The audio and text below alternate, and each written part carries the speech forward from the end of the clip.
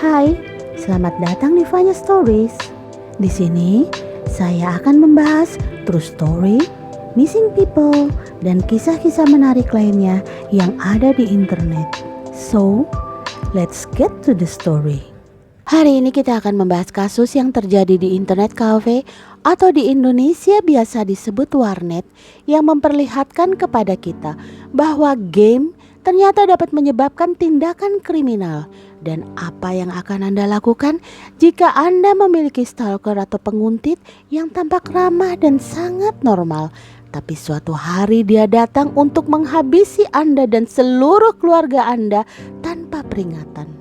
Jika Anda mengikuti berita di media Korea, Anda mungkin pernah melihat atau mendengar nama pria ini, Kim Tae-yoon. Dia baru berusia 24 tahun, lahir pada tahun 1996, dan dia dikatakan sering memainkan game terkenal LOL atau League of Legends. Saya pribadi belum pernah memainkannya, saya hanya bermain Mobile Legends Bang Bang. Beritahu saya jika kamu memainkan League of Legends. I know, banyak orang yang benar-benar kecanduan game ini. Game ini adalah permainan tentang bekerja sama dengan orang lain. Ini seperti permainan strategi dan kemudian Anda bertarung. Orang-orang akan menghabiskan waktu berjam-jam dalam game ini.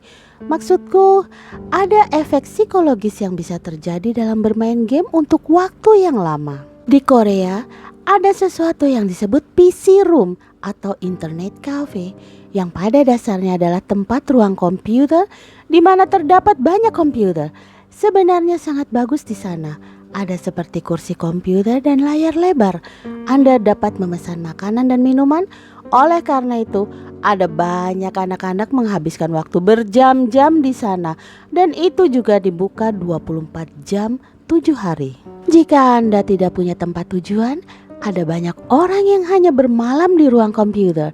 Jadi itu dibuat untukmu untuk tinggal di sana untuk waktu yang sangat lama. Kim Tae-yoon juga diketahui menghabiskan banyak waktunya di ruang komputer bermain League of Legends. Kim tidak memiliki penyakit mental yang diketahui sebelumnya, tapi dia pembuat onar. Dia benar-benar mendapat beberapa masalah dengan polisi karena dia melakukan hal-hal yang sangat aneh di masa lalu. Denda pertamanya di masa lalu adalah karena perilaku agresifnya. Teman-teman dari game online yang mengenalnya menggambarkannya sebagai pria pendiam yang sangat suka bermain game. Jika Anda melihat wajahnya, oh my god, sepertinya dia masih sangat muda. Kim Tae-yoon pada bulan Desember 2020 bertemu dengan seorang gadis online bernama A berusia 25 tahun di dalam game League of Legends. Seperti game online pada umumnya, Anda dapat berbicara satu sama lain melalui mikrofon dan kemudian Anda saling follow. Begitulah cara beberapa orang berteman. Jadi begitu juga cara Kim mengenal A. Mereka mulai mengobrol bolak-balik sampai mereka bertemu secara langsung. Dikatakan bahwa A, Kim, dan beberapa teman lainnya bertemu secara langsung sekitar 3 kali. Itu hanya 3 pertemuan. Pada pertemuan ketiga, entah bagaimana, A merasa sangat tidak nyaman oleh Kim dan mereka mulai bertengkar. Kim mengaku bahwa dia menyukai A, tetapi A tidak.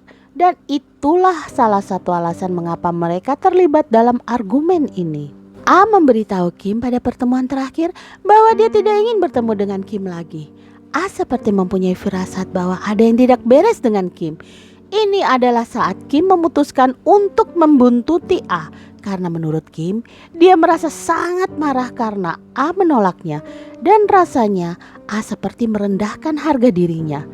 Jelas, A kemudian memblokir Kim dari game League of Legends dan juga A memblokirnya di ponselnya. Kim tidak menerima penolakan ini dengan baik. Jadi untuk menghubungi A, Kim menggunakan telepon panggilan anonim dan menggunakan telepon temannya. Sampai akhirnya Kim bahkan menemukan alamat rumah A. Cara Kim menemukan alamat A sebenarnya sangat menyeramkan dan Anda harus mendengarkan bagian ini karena Anda mungkin melakukan kesalahan yang sama. Jadi rupanya A di media sosialnya memposting selfie dirinya yang secara tidak sadar ada semacam kotak surat di belakang dirinya yang tertulis alamat rumahnya.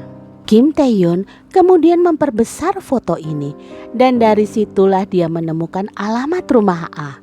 Jadi jika salah satu dari Anda mungkin memiliki selfie atau mungkin mengambil sesuatu seperti haul dan Anda memiliki alamat Anda di sana, tolong hapus segera karena hal seperti ini bisa terjadi. Setelah Kim menemukan alamat rumah A, ini adalah saat dia mulai menguntit A di rumahnya. A sadar dan memberitahu teman-temannya, mengatakan bahwa ada seorang pria yang menguntitnya, menunggunya di rumahnya dengan pakaian hitam. A bahkan mengatakan bahwa dia harus menempuh perjalanan jauh memutar untuk pulang karena dia tahu bahwa seseorang sedang menguntitnya. Kim Tae-hyun tidak puas hanya dengan menguntit. Jadi apa yang dia putuskan untuk lakukan adalah membuat akun baru di game ini dan dia mulai mendekati A lagi, berpura-pura menjadi orang lain. I don't know bagaimana League of Legends bekerja, tapi sepertinya Kim bisa bekerja sama lagi dan bermain dalam game dengan A. Kim akhirnya menemukan pola kapan saat A pergi bekerja dan kapan saatnya A pulang. Jadi A selalu memberitahu teman-temannya di dalam game, "Hey, saya harus pergi bekerja," dan dia keluar dari game. Dan A kembali masuk ke game ketika dia pulang kerja, sehingga Kim bisa mempelajari pola ini dalam beberapa minggu. Sekarang Anda mungkin bertanya, mengapa A tidak menelpon polisi? Dalam banyak kasus, ketika Anda melaporkan penguntit, seringkali polisi mengatakan, "Kami tidak dapat berbuat apa-apa karena tidak ada kejahatan yang terjadi." Polisi seperti perlu menunggu beberapa bukti atau sesuatu untuk terjadi untuk menuntut penguntit ini, yang jelas tidak masuk akal. Karena bagaimana Anda bisa menunggu sampai seseorang terbunuh atau terluka untuk memanggil polisi? Benar? Kim Tae-hyun tidak bisa melepaskan gadis yang ia taksir dan menguntitnya. Pada rekaman CCTV, Kim Tae-hyun terlihat mengenakan kaos hitam, celana hitam, dan hoodie hitam. Dia memasuki internet cafe dengan mengenakan ransel putih sekitar pukul 17:08 pada tanggal 23 Maret 2021. Kim Tae-hyun tetap berada di kafe internet selama sekitar 10 menit bahkan tanpa menyalakan komputer. Internet cafe ini hanya berjarak 220 meter dari rumah A dan dikenal sebagai internet cafe yang sering dikunjungi A selama 5-6 tahun belakangan ini. Diperkirakan di sini, Kim sedang mencoba mencari A bolak-balik, melihat apakah A ada di sana. Kim juga pergi ke ruang merokok untuk merokok. Kim kemudian pergi ke supermarket terdekat untuk mencuri pisau. Kim bahkan membawa pakaian ganti. Kim juga searching cara tercepat untuk membunuh orang di smartphone-nya. Akhirnya Kim memikirkan rencana berpura-pura menjadi layanan cepat. Jadi layanan cepat adalah orang yang hanya menyampaikan sesuatu atau mendapatkan sesuatu untuk Anda. Dan pada dasarnya Anda hanya membayar mereka untuk melakukan apapun yang Anda inginkan. Kim Tae-hyun pergi ke apartemen A di Nowon-gu, Seoul sekitar jam 8 malam. Dia mengetuk pintu dan berkata, "Hey, ini adalah layanan cepat. Aku punya pengiriman untukmu sekarang." A tidak ada di sana, tapi adik perempuannya ada di sana. Adik perempuan A berteriak, "Tolong tinggalkan bungkusan itu di pintu." Jadi Kim berpura-pura meninggalkan paket di depan pintu dan dia menunggu sampai adik A keluar. Kim kemudian menghabisi adik perempuan A tanpa alasan yang jelas dengan cara menusuk lehernya menggunakan pisau curian. Kim kemudian menunggu beberapa jam sampai ibu A pulang kerja. Ini adalah korban kedua Kim. Kim menghabisi ibu A dengan cara yang sama, menusuk lehernya dengan pisau. Kim Tae-hyun menunggu beberapa jam lagi. Sekitar jam 11:30 malam, A pulang kerja. A sangat terkejut melihat Kim di dalam rumahnya. Seketika A berteriak pada Kim, "Apa yang kamu lakukan di sini? Di mana ibuku dan adikku?" Ini adalah saat Kim melanjutkan untuk melenyapkan gadis idamannya A. Hanya karena A menolak cintanya. Kim mengklaim bahwa itu tidak direncanakan dan itu terjadi secara mendadak. Dan bahwa ketika A masuk, A mencoba menyerangnya lebih dulu dan itulah mengapa dia menyerang balik. Sekarang pertanyaanku adalah, apa alasan Kim harus memusnahkan seluruh keluarga A? Apakah dia tidak merasa puas karena dia tidak bisa menangani A secara pribadi? Menurut Anda, apa alasannya? Sampai Kim harus menjadi seorang penguntit? Inilah yang membuat banyak orang percaya bahwa Kim adalah seorang psikopat. Dia benar-benar tinggal di apartemen A selama 3 hari di samping mayat-mayat itu. Katakan bahwa dia lapar, dia haus, jadi dia makan makanan yang ada di dalam rumah. Dia bahkan mabuk. Maksud saya, alih-alih merasa menyesal atau terkejut, Kim Tae-hyun bahkan sempat melepas pakaian korban yang berlumuran darah dan menggantinya dengan pakaian yang ia bawa di dalam tasnya. Kim Tae-hyun juga mengatur ulang semua pesan seluler messenger yang tersisa di ponselnya yang berhubungan dengan A. Kim juga menghapus nomor teleponnya dari ponsel A. Tetapi polisi menemukan catatan pencarian melalui forensik digital. Seorang petugas polisi berkata, setelah kejahatan itu, Kim Tae-hyun melukai dirinya sendiri dengan pisau yang sama di leher dan lengannya. Tetapi dia tidak kehilangan kesadaran. Kim juga searching di ponselnya Sungai Mapo yang semuanya menunjukkan ia mengaku sedang berusaha mengakhiri hidupnya. Tapi para ahli percaya bahwa ini tidak benar, karena jika dia mencoba untuk mengakhiri hidupnya, mengapa Kim makan dan minum? Dan juga mengapa Kim tidak lari dari tempat kejadian?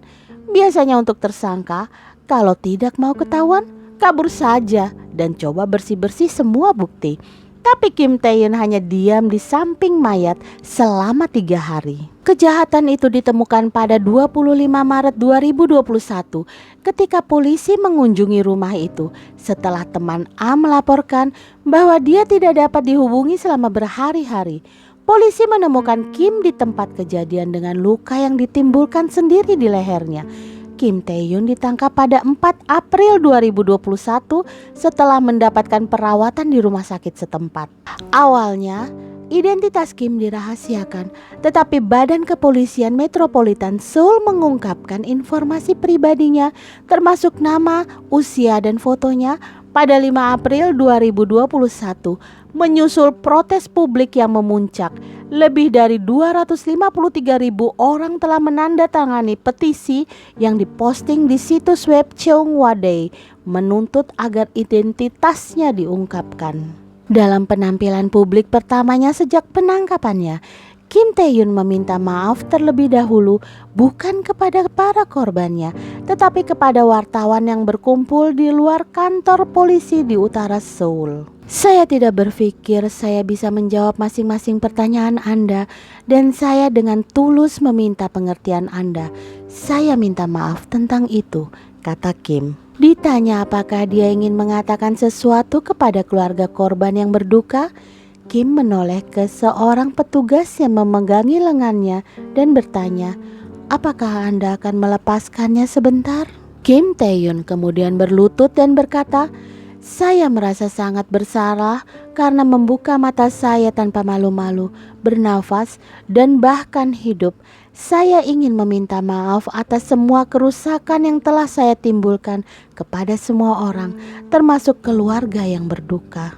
Kim dengan singkat dan dengan sigap melepas masker wajahnya atas permintaan seorang reporter sebelum diantar ke kendaraan polisi yang akan membawanya ke kantor kejaksaan distrik utara Seoul. Selama konferensi pers pada hari Jumat pagi, polisi mengatakan mereka yakin Kim telah merencanakan kejahatan dengan hati-hati setidaknya seminggu sebelum insiden tersebut karena dia telah mencari di internet untuk metode pembunuhan dan mencoba dan akhirnya berhasil. Polisi Dobong mengirim kasus Kim ke kantor kejaksaan distrik utara Seoul meminta agar dia didakwa atas tuduhan pembunuhan, perampokan, pembobolan dan masuknya pelecehan lanjutan, dan pelanggaran tindakan mempromosikan informasi dan pemanfaatan jaringan komunikasi.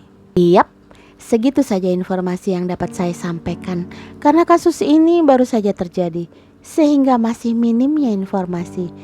Jika ada informasi terbaru tentang kasus ini, saya akan update lagi. Thank you so much for watching and listening. See you in my next video. Bye bye.